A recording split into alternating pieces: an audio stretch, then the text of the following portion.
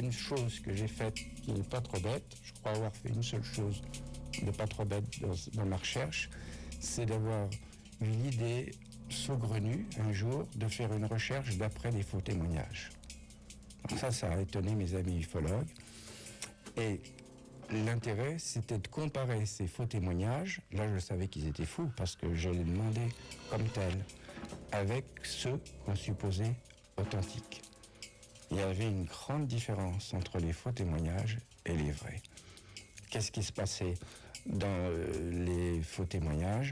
C'était très raisonnable. On avait toujours affaire à des humanoïdes, donc forcément bipèdes, qui nous ressemblaient beaucoup, parfois qui avaient des scaphandres ou non, des appareils respiratoires. L'objet dans lequel ils se déplaçaient, c'était pratiquement toujours la typique soucoupe volante.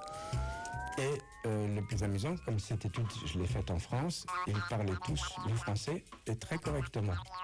Alors quand on compare avec les témoignages dont on peut supposer qu'ils sont vrais, dont moi je suis certain qu'ils sont vrais, c'est un autre monde.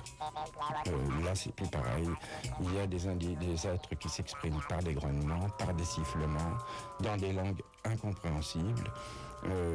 Quant à l'humanoïde qui nous ressemble, c'est des cas, mais il y a aussi tout un tas d'apparitions qui ne nous ressemblent pas du tout. Quant aux véhicules dans lesquels ils se déplacent, c'est à l'infini. Hein. On considère, beaucoup d'ufologues considèrent que chaque témoin a son apparition faite sur mesure. Malgré tout, on retrouve toujours les bases, les constantes.